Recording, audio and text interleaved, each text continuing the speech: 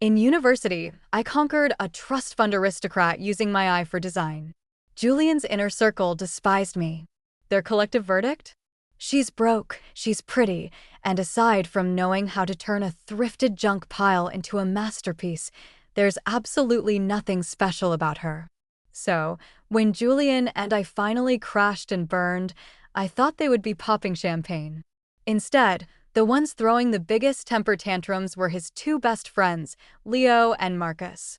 Look, breaking up is one thing, Marcus whined, but what do you mean we can't hire her for our flats anymore? A man can survive without his brothers.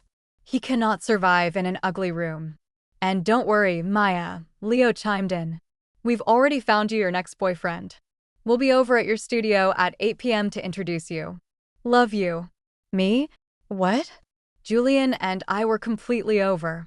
The catalyst was the return of his childhood golden girl, Helena. When she moved back from Paris, I threw every fit in the book. I forbade him from welcoming her at Heathrow. I banned him from attending any Mayfair galas where she was on the guest list. To my face, he played the compliant boyfriend. Behind my back, he was bending to his inner circle. I am so entirely sick of her, Julian had ranted to his buddies in a VIP lounge, completely unaware of how fast gossip travels. Since when did she get so territorial? She actually thinks because she's staying in my flat, she owns my life. I'm the heir to the Vance real estate empire, for God's sake. Does she really think she can keep me on a leash? Tell me I'm not crazy. She thinks she's untouchable, right? The echo chamber responded immediately. Leo had scoffed, exactly. Who the hell does she think she is trying to manage Julian Vance? You could have literally anyone. All Maya has going for her is that she knows how to pick a decent color palette. Julian nodded. You're right. Honestly, if she wasn't so gorgeous, I would have cut her loose months ago. Right, you have to dump her, Marcus cheered him on, but then suddenly choked on his own words, a look of profound distress washing over his face. Actually, maybe don't dump her just yet. If you dump her, who the hell is going to design my penthouse? Julian's face darkened instantly. Is that all you animals think about? Aesthetics? Oh, don't give me that, Marcus fired back. Your main estate looks like a museum now. You haven't lived in clutter for 2 years.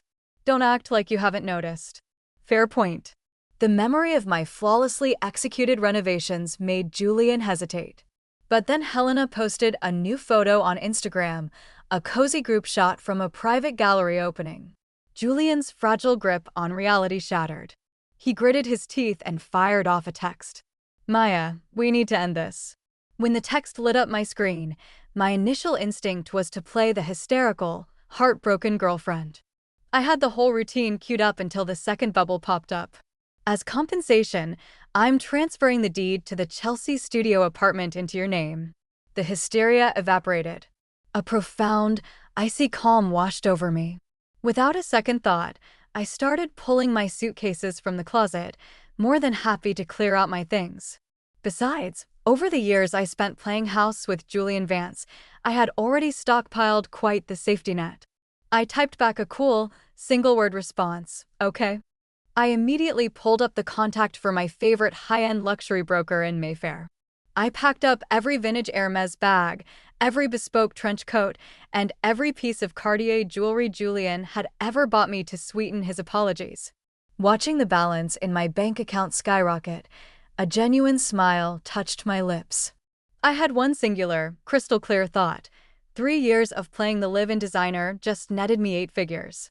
This is the ultimate return on investment. Thank you, Mr. Vance, for fast-tracking my financial independence. Just as I was mentally redesigning my new Chelsea property, my phone buzzed. It was Julian's best friend, Leo. Hey, Maya. Don't overthink things. Helena grew up with us. Julian just sees her as a sister. You're still coming to look at the mood boards for my lounge tonight, right? I saved you a seat.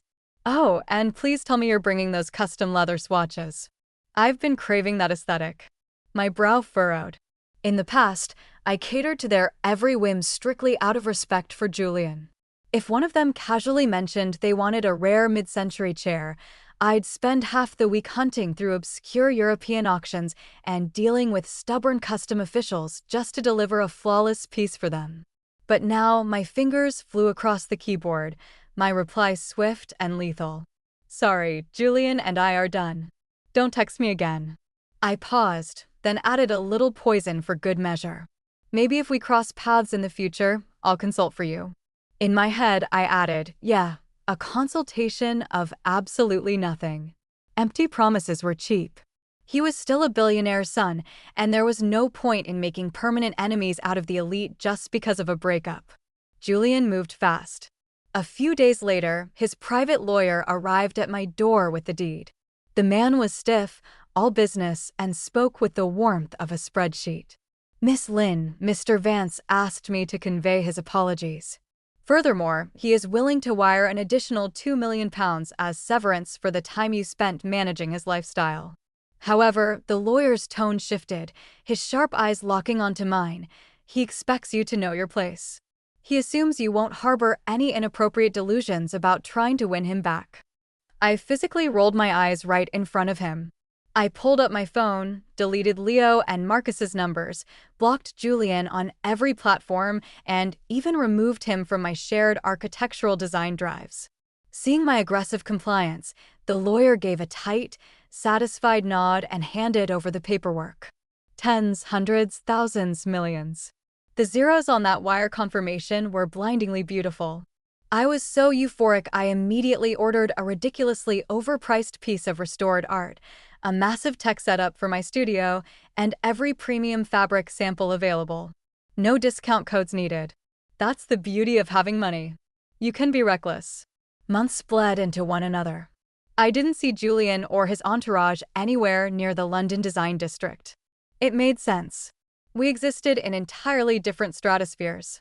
Stripped of the girlfriend title, our orbits naturally ceased to intersect. Until one quiet Sunday, I was lounging in my beautiful, custom-renovated Chelsea home, sipping an espresso, basking in the sheer, unadulterated joy of being rich and unbothered. Suddenly, a frantic, rhythmic pounding echoed from the front door.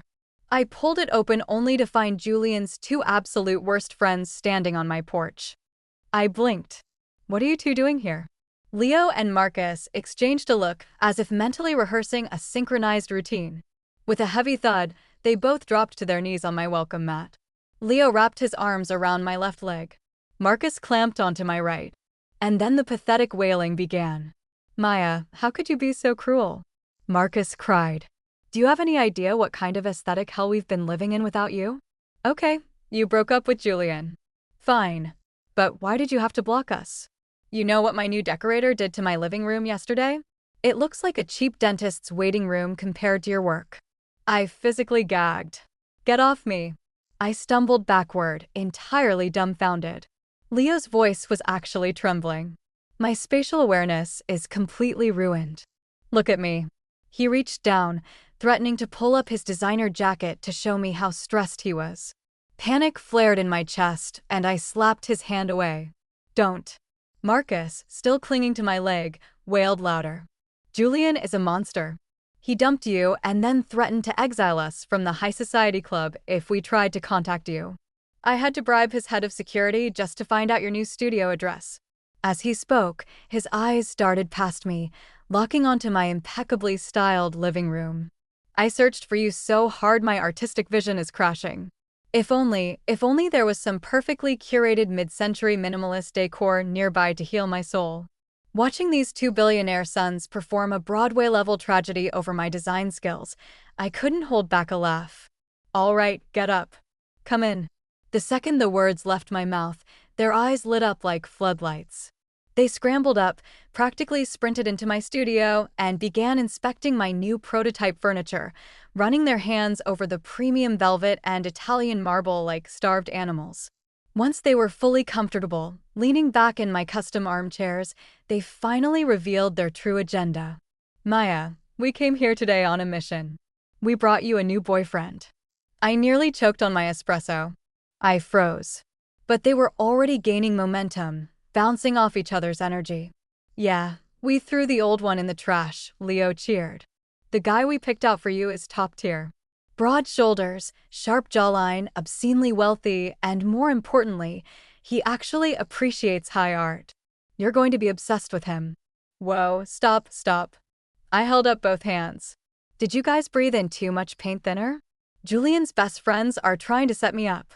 Exactly, Marcus thumped his chest proudly. To ensure we have lifetime access to your design genius, our loyalty is now officially yours. Leo whipped out his phone, pulled up a photo, and shoved it in my face. Look, he's even hotter in person. I glanced down. The man in the photo was wearing a bespoke Seville Row suit. His features were sharply carved, his jawline aggressive, and he radiated the kind of dark, demanding aura that belonged to a man at the absolute top of the corporate food chain. He was undeniably gorgeous. He hit every single one of my aesthetic weak points. Catching my hesitation, Marcus gleamed. It's already set up. Come on, let's go right now. Before I could even process what was happening, I was being ushered out my own front door, practically kidnapped by two guys in tailored streetwear. We drove for nearly an hour, winding deep into the moneyed wilderness of the Kent countryside, until we pulled up to a sprawling, modern fortress of glass and limestone. I stared out the window, my jaw slackening. Exactly what kind of international tech mogul are you setting me up with? They just exchanged a smug, secret smile. You'll see when you get inside. He's in a completely different league than Julian, and way more reliable. They dragged me up the sweeping front steps. The heavy glass door swung open, and I walked straight into a man descending a dramatic cantilevered staircase. He didn't speak. His dark eyes drifted to the two idiots standing beside me, then moved slowly, deliberately back to my face. Seen enough? If you need a better look, you can always step a little closer. For a second, I forgot how to blink. Marcus leaned close to my ear and whispered, "See? We told you. Business opportunity with cheekbones." I snapped back to reality and shot him a glare. Do you two ever shut up? Only when looking at a perfect layout, Leo muttered. The man stopped halfway down the staircase. He looked like the kind of person who had never once been told no by a bank or a government. For the record, I did not ask them to kidnap you. Marcus lifted a finger. We prefer the term curated escort. You shoved me into an SUV, I pointed out. With enthusiasm. Leo corrected. Before you say no, please remember we betrayed an entire elite circle for your interior design style. Julian chose Helena. We chose survival. I stared at both of them. You are unbelievable. Uninspired is worse, Marcus corrected. The man watched us with amusement in his dark eyes. Would you like to leave, Ms. Lin? That stopped me. Not because I wanted to leave, but because he actually gave me the option. Julian's world had always moved people like furniture. His car, his schedule, his friends. Even Leo and Marcus had just transported me here like an emergency blueprint. This man simply waited. I lifted my chin. Depends. Am I here for a blind date, a business meeting, or an architectural negotiation? A conversation, he replied smoothly. Vague, I know. I'm Adrian Vance, no relation to Julian, thankfully. Marcus told me you could design a space that alters human behavior. Leo told me you could ruin a man's loyalty with one mood board. I came to see if either of them was exaggerating. They weren't. Both idiots answered at the same time. You two are banned from speaking for 30 seconds, I snapped. They both made zipping motions over their mouths. Adrian's smile deepened. I own a premium hospitality and development group. Luxury hotels, private members clubs, exclusive estates. We've been looking for a signature residential design concept that doesn't feel like another gold-plated room full of bored billionaires. I've heard about your work for years. At first, I assumed they were exaggerating. Then I saw the restoration work you did for the Vance Charity Gala last year. I froze. That gala had been a nightmare. Julian had casually told me at noon that the staging company backed out. I spent 8 hours managing contractors, and by the end of the night, everyone praised Julian for his impeccable taste. I had forgotten Adrian had been there. He had not. That masterpiece was yours, Adrian continued. No one else could make a room that arrogant go quiet just from the atmosphere. I don't want a decorator, Ms. Lin. I want a partner. That word landed softly. A partner. Not a girlfriend with benefits and a sketchbook. Not a pretty decoration behind a real estate heir. Not a woman paid to disappear. Adrian placed a leather folder on the table. A private boutique design firm. Limited clients. High-end residential overhauls. Members by invitation only. Hosted from a space with a story, your Chelsea studio. If you want it. I provide the capital and global logistics. You retain creative control and majority ownership. I read the first page twice. You really don't want to own it? I can buy 1,000 designers, Adrian said, holding my gaze. I cannot buy the feeling you create when someone steps into a room. Leo unzipped his mouth. Marry him. I threw a fabric sample at his head. I took the pen from the folder.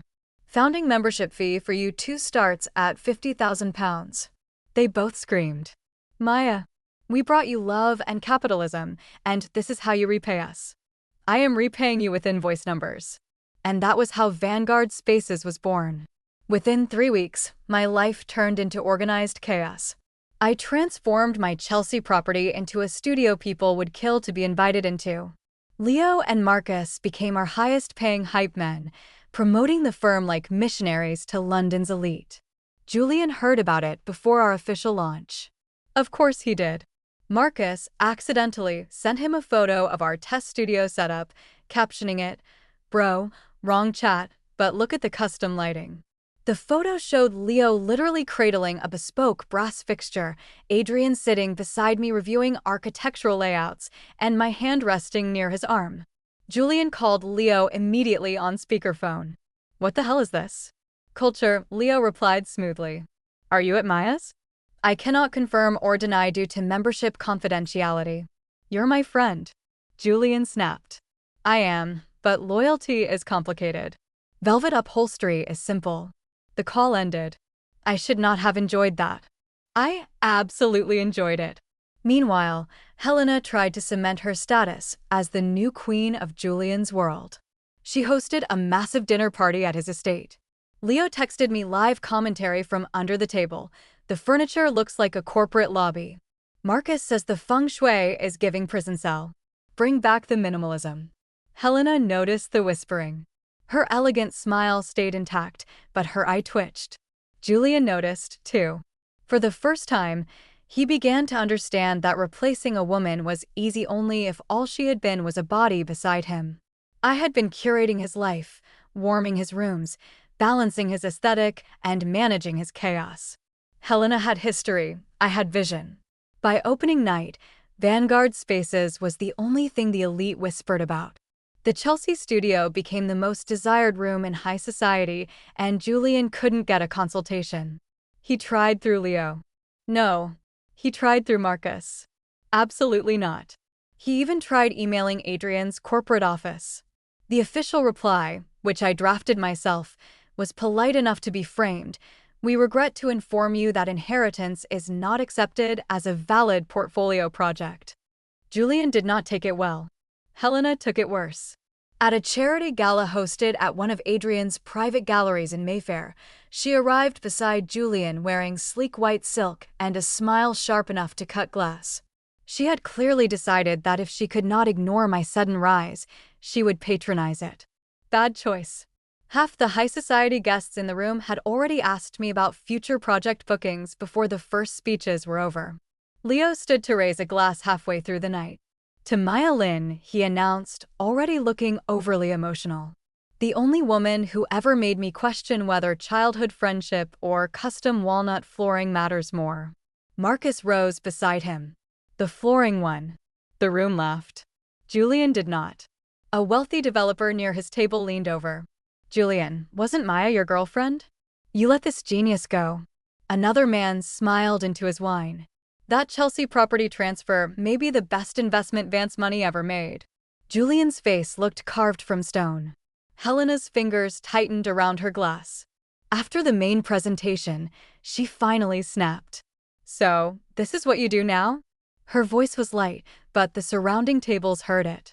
Decorate rooms for rich people? It's wonderful you found a way to turn a little hobby into something, Maya. There it was. The old verdict dressed in silk. Broke, pretty, good with layouts, nothing special. I smiled back. No, Helena. I design spaces for people who know how to appreciate value. There's a difference. A few people inhaled sharply. Adrian looked down at his program, hiding a smirk. Helena's cheeks flushed. Don't act above it. You built this firm with Julian's money. I did, I nodded, catching her completely off guard. I set down my glass. Gold digger? Sweetheart, I didn't dig. He handed me the mine and asked me to leave. The room erupted into low, amused murmurs and raised champagne flutes. It was devastating. Julian looked like he wanted the floor to open up and swallow him. Helena turned to him, waiting for a defense. He did not offer one. Helena, stop, he muttered. Her mouth fell open. He wasn't angry because she insulted me. He was angry because she made the entire room look at exactly what he had thrown away. Julian left before the final auction. Helena left right after him, completely alone. 2 nights later, Julian showed up at my Chelsea studio. I had just finished a client presentation. The space looked flawless. Adrian was near the back, casually helping pack up technical blueprints with a level of care that proved billionaires shouldn't be trusted around fragile models without supervision. The doorbell rang. Leo checked the security monitor and gasped. The ghost of bad decisions passed. He looks desperate. Do not let him in. Adrian glanced at me. Your call. Of course it was. That was becoming his most dangerous habit. I walked out onto the porch. Julian stood there, staring at the property he used to own, looking entirely out of place. Maya. I made a mistake. You made a wire transfer, Julian. I miss you, his jaw worked. I can buy back this entire block if this is about proving a point. Let me invest. I can open corporate doors Adrian can't. I actually laughed. You paid me to leave. I accepted. Don't complain because I invested your payout better than you expected. I know my place now, Julian. It's inside my own firm, with people who earn their seat at the table. I went back inside and closed the door. I didn't look back. That project was fully closed, signed off, and paid out. A year later, Vanguard Spaces celebrated its anniversary. Leo and Marcus arrived in tuxedos, bringing a framed copy of their first paid membership invoices. The most painful checks we ever wrote, Leo sighed. And yet, the best return on investment, Marcus added. Adrian stood beside me, raising a glass. To the founder. I looked around the room. My studio. My firm. My rules. Julian thought he was paying me to disappear. Instead, he funded the empire he will never be allowed to step into again.